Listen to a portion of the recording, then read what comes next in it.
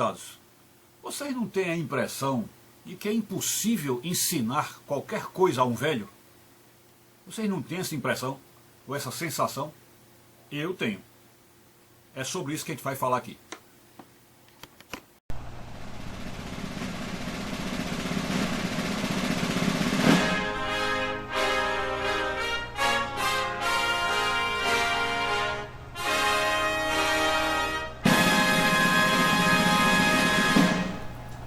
Pessoal, a gente começa se lembrando que já passou dos 60, no meu caso já passei dos 65, e o que a gente vem notando cada dia que passa, cada semana e anos que vão chegando, é de que o corpo da gente, das duas uma, ou ele não se ajusta bem à velhice, ou o ajustado dele, quando ele se ajusta, não se ajusta bem.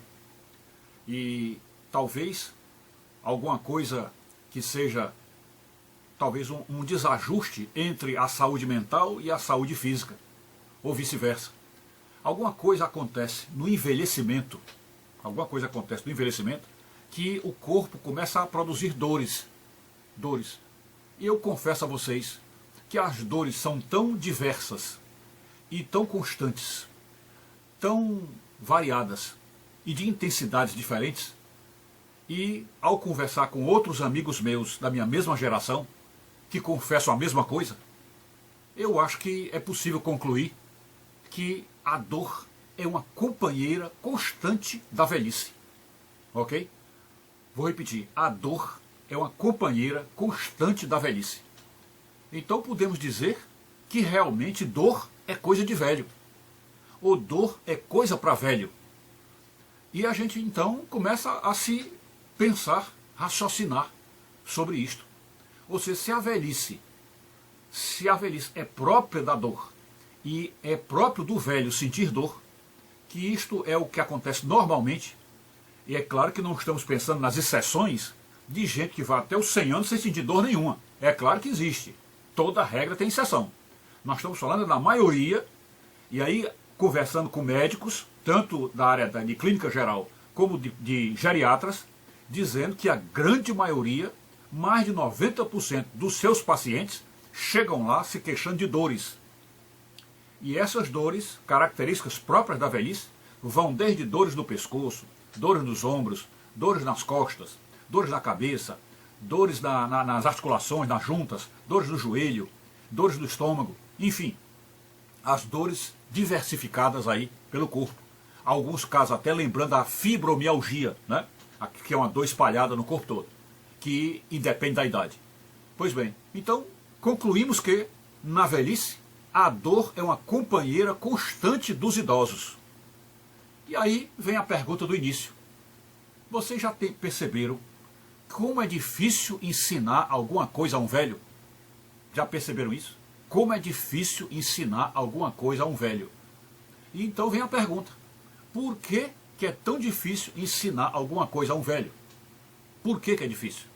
Só tem uma resposta. E ela é teológica e biblicamente correta e perfeita, exata. É que na velhice, ou seja, no envelhecimento, vai passando os anos e tudo, chegou na fase, tem vamos dizer assim, a vaidade da criança, a vaidade do adolescente, né? A vaidade intelectual do jovem, a vaidade intelectual do adulto, por aí vai. Quando se chega na fase dos 60 para cima, quando se pode se considerar já o idoso, aí essa vaidade, que chamamos aqui de presunção, essa presunção começa a se assenhorear da pessoa, começa a tomar conta da pessoa, e aí com a presunção vem a ideia de que, olha, eu já vivi muito tempo, eu já tenho meus cabelos brancos, já vivi muito tempo, então quem é que pode me ensinar alguma coisa? Quem pode me ensinar? Quem é que vai me ensinar alguma coisa? Então, eu não recebo orientação de ninguém, eu não aprendo de ninguém, né? Ou pelo menos aprende, mas não das pessoas mais novas, né? Então é muito mais fácil que um velho seja orientado por um outro velho, mais velho do que ele, do que por adultos, jovens, etc. Então, em geral, é este o fenômeno psicológico que acontece nos velhos. E é um fenômeno que atravessa a vida inteira como eu disse, que vem desde a infância, com a vaidade dos meninos, a vaidade da adolescência, o orgulho dos jovens, né? A presunção do adulto, que se torna uma soberba na velhice. E aí na soberba da velhice, o velho praticamente se fecha, e só ele é que ensina, só ele é que sabe, só ele é que é o doutor, só ele é que estudou, só ele é que manda, né? E aí se torna o velho uma casta fechado, né? Um casulo fechado, onde ele não recebe orientação mais de fora e quer sempre passar orientação para os outros. Essa é a situação no geral, no quadro geral é isso. E aí então entra a questão da dor. Da dor. Por coincidência, quando a presunção se torna soberba na velhice, e que o sujeito se torna um casulo e não aceita mais orientação de ninguém, ele se fecha em si, acha que é o tal, que sabe tudo, aí nisso aí a dor começa a incomodá-lo. Né? Aí vem as dores, dor no pé, dor lá, aquilo que o pessoal chama de tornozelo, a dor no tornozelo, a dor no joelho, a dor na bacia, a dor nos ossos, a dor no pescoço, dor nas costas, começa a aparecer. E aí percebe-se o quê? Que os velhos são incomodados na velhice, incomodados pela dor. A dor chega para incomodar eles. Então vejam que parece que é uma coincidência, né? Ele se fechou, ele se tornou um casulo, ele não aceita uma orientação de ninguém, ele é soberbo, ele se acha o tal, mas a dor vem cutucar ele e machucar ele ali, tá certo? Então a conclusão, me parece óbvia, é que Deus trabalha para quebrar, o verbo correto é quebrar, Deus trabalha para quebrar o orgulho no coração dos idosos. Por quê? Porque quebrar o orgulho de uma criança, de um adolescente, de um adulto normal, é razoavelmente simples. Porque é mais ou menos comum você ver que essas pessoas ouvem a gente, né? Pelo menos as pessoas em fase escolar, por exemplo, ouvem seus professores, ouvem seus orientadores, às vezes até ouvem os padres, os pastores, né? Então, é mais ou menos fácil. Mas se alguém chega numa idade que não ouve mais ninguém, como é que Deus pode penetrar nesse coração? Como Deus pode penetrar nesse coração? Somente através da dor. Lembra daquela máxima que diz que você se converte ou pelo amor ou pela dor? Lembra que só tem dois caminhos de conversão? Ou pelo amor ou pela dor? Então, se os velhos se encasulam e se tornam fechados à orientação e pela presunção, pelo orgulho, não ouvem mais ninguém, Deus os tocará neles para que eles se abram pela dor. Porque quando vem a dor, principalmente no velho que já não tem mais muita energia, então ele passa a necessitar dos outros. Quantas vezes se vê, ou se viu, ou se tem na história casos de velhos antipáticos, velhos ranzinzas, velhos que não conversam com ninguém e que querem mandar em tudo. Esse velho se torna quase um pedinte, quando ele está sentindo dores e quando ele está precisando de uma ajuda médica, aí ele imediatamente diminui um pouco o orgulho dele e começa a pedir que alguém ajude, que alguém leve no hospital, que alguém traga um remédio, que alguém faça alguma massagem, não é? Então veja que pela dor, Deus vai quebrando aquele orgulho, vai quebrando aquilo ali, e de tal maneira que todos tenham a oportunidade de ouvir o conselho de Deus, a orientação de Deus, que não quer que ninguém seja presunçoso. Deus detesta o orgulho, Deus detesta a soberba. Ficam aí alguns versículos para vocês perceberem o grau de ira que o orgulho levanta em Deus. Ou seja, como a ira de Deus se levanta contra o orgulho. Ok? E então, todo mundo, desde as crianças, que lá na escola com seus pais aprendem a quebrar o orgulho, na adolescência também, na juventude, aí a partir do momento que saem da juventude com 18 anos para cima, começam então a receber as pancadas da vida, né? Muitas vezes, a maioria dessas pancadas é no seu ambiente de trabalho, né? Quando ali Deus coloca as pessoas juntas num ambiente profissional, onde o indivíduo tem que prestar obediência ao chefe, né? Tem que prestar obediência, e na obediência, aí ele engole sapo, engole cara feia, né? Para manter o emprego, né? Então, Deus sempre organiza as coisas de tal maneira que a alma humana fique à mercê da exortação e da admoestação de Deus. Sempre Deus faz isso. Então nenhuma alma está no mundo sem estar sendo admoestada e exortada por Deus. No popular, levando carão de Deus. Todo mundo está levando carão de Deus. Todo mundo está levando. E como se dá um carão num velho? Como se dá? Ora, em princípio já se diz não. Em velho ninguém dá carão, né? Porque tem o respeito aos mais velhos. Então se o velho não ouve carão de nós, de ninguém, de nenhum ser humano, vai ouvir carão de quem? De Deus, né? Vai ouvir carão de Deus. Como é o carão de Deus? Já que o velho não ouve ninguém, o carão de Deus é colocá-lo em situação de sofrimento, em situação de dor. Aí, nessa situação de dor, ele é obrigado a ser mais humilde, precisa da ajuda dos outros, às vezes já está na idade que não pode mais nem dirigir, que para poder ir para o hospital tem que vir uma ambulância, ou então alguém tem que levá-lo. Então, diante desse quadro, ele então se torna mais humilde, e aí vai percebendo que os outros estão ajudando ele. Os outros estão ajudando.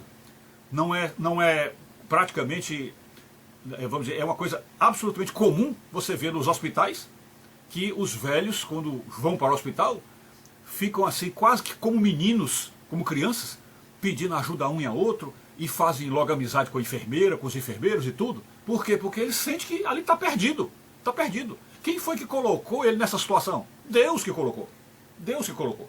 Porque o único modo dele ver, olha, eu tenho que descer do meu pedestal, eu tenho que parar de ser presunçoso, eu tenho que parar de ser orgulhoso, que achar que sou o dono do mundo e tudo, e começar a estar ao nível, baixar o meu facho, lembrar-se de João Batista, que disse, importa que eu diminua e Jesus cresça, né?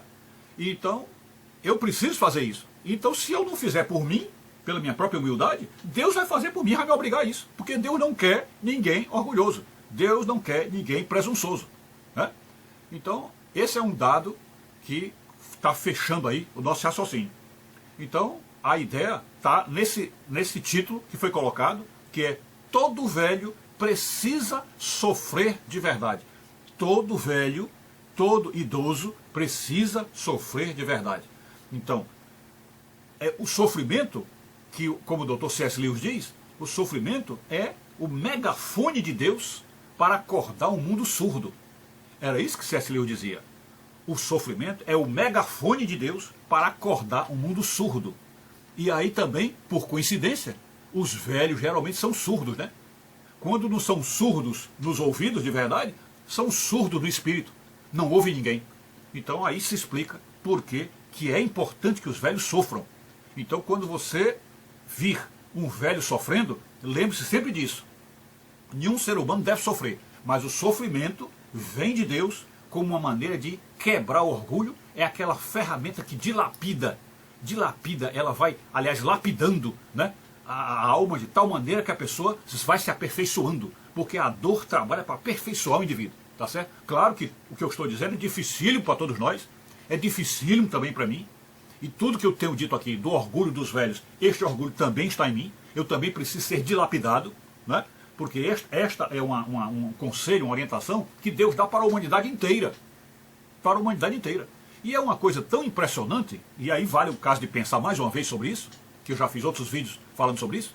Por que Jesus morreu aos 33 anos? Porque Jesus morreu aos 33 anos, isto é na flor da idade. Morreu como um jovem ainda. Por quê? Será que é porque Jesus sabia que na velhice a natureza divina dele acabaria sendo exposta sem querer? Porque ele não veio para expor a natureza divina dele, né? Ele veio, como o Dr. C.S. Lewis diz, disfarçado de homem, vestindo a roupa de homem, né? Mas a divindade dele era só para os que criam, né? Era só para os que criam. Se você acreditava que Jesus era Deus, pronto, a salvação estava com você, estava garantida aí. Mas quem acreditou? Quem acreditou? Pouquíssima gente, né? Pouquíssima gente. Eu acho que os próprios apóstolos só acreditaram depois da ressurreição, não é isso? E houve casos mesmo, pelo menos de um apóstolo, que só acreditou depois que Jesus atravessou o cenáculo por uma parede, atravessou por uma parede, e quando chegou no meio deles, esse apóstolo disse assim, eu só creio se eu botar o dedo nas feridas, não é? Então, quer dizer, não era todo mundo que acreditava na divindade de Jesus, não. Talvez até no meio dos apóstolos havia dúvida, né? Agora, então, como Jesus deixou escondida, deixou oculta a natureza divina dele, Só em alguns momentos é que ele dizia: todo o poder me foi dado no céu e na terra, né? O momento que ele fazia os grandes milagres, como a ressurreição de Lázaro. Então, nesses momentos, a divindade dele aparecia, né? Mas no restante dos momentos, ele era um ser humano como nós, e com a humildade profunda e a humildade absoluta que ele tinha. Então, quem é humilde não quer aparecer. Quem é humilde não quer aparecer. Vocês percebem que Jesus, inclusive, quando fazia alguns milagres, dizia assim: olha, não contem para ninguém. Não contem, vai, não contem para ninguém. Isso aqui é só entre nós, né? Quantas vezes ele disse isso? E às vezes fazia o milagre, escafedia, saía para o lado para ninguém nem ver que aconteceu, né? E alguns milagres eram feitos até sem a consciência dele propriamente, como é o caso daquela mulher com corrimento de sangue, né? Que ao tocar na roupa dele, a mulher foi curada, né? Então, o próprio Jesus tinha lá seus comportamentos não muito sociais, né? Pois bem, então Jesus não foi até a velhice. Ele morreu aos 33 anos. Então a pergunta é: será que ele quis evitar, descortinar e escancarar a sua natureza divina? E por que eu pergunto isso? Porque se ele chegasse à velhice, e sendo a velhice o receptáculo e o local próprio da dor, porque todo velho sente dor, então se Jesus chegasse na velhice, aos seus 70, 80 anos, e não sentisse dor nenhuma, as pessoas vão ficar sem entender. E provavelmente Jesus ia chegar aos 90, aos 100, aos 120, aos 150, aos 200 anos, né? Porque ele, sendo Deus, tendo a saúde perfeita, não pegando doença nenhuma, não tendo dor nenhuma, ele iria ficar vivo aí conosco séculos e séculos, né? Jesus é imortal, né? Então ele morreu aos 33, cumprindo a missão, e de certo modo até antecipando o tempo da missão. Ele morreu desta forma porque deixou naqueles 33 anos o enigma. O enigma. Quem era Jesus? O que Jesus era para nós? Então, esse enigma. Aí é um enigma que é só definido e decifrado pela fé. Pela fé. Você diz: Jesus era Deus. Jesus, então, com mais fé, você diz: Jesus é Deus, porque ele está vivo hoje. Ressuscitou, está vivo hoje. Então aí está a sua fé. Mas ele não deixou nenhuma prova concreta e inabalável de sua divindade. Tudo que ele fez na época, morreu na época, ficou lá. E o que restou para nós acreditarmos é o quê? Um registro histórico da palavra de Deus. É o que está na palavra de Deus. Isso é o que ficou para nós crermos. Mas a Bíblia, segundo a ciência, não merece crédito.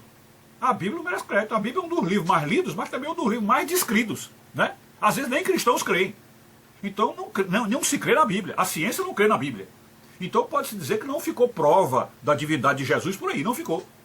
Então Jesus realmente veio em segredo, nascendo de uma humilde mulher lá na Palestina, uma humilde mulher lá naquela cidadezinha de Nazaré, lá no Belém, coisinha muito humilde, numa manjedourazinha humilde, passou a vida na humildade, todo na humildade, vivendo numa família de gente pobre, e morreu também na humildade, só transparecendo vigorosamente a sua divindade na ressurreição e depois no Pentecoste, né? Então, aí está esse resumo. A velhice é o ambiente próprio para a dor, e é merecido para os velhos que Deus faça esse toque para quebrar o orgulho, para que os velhos possam ter humildade e com a humildade então galgar o céu, ok? Então é isso, a conclusão é esta: todo velho precisa sofrer de verdade, precisa mesmo. Eu preciso sofrer, os velhos precisam sofrer para quebrar o orgulho e achar que não são maior do que ninguém, não são melhor do que ninguém, ok? Então é isso. Fiquem com Deus, saúde e paz, tudo de bom.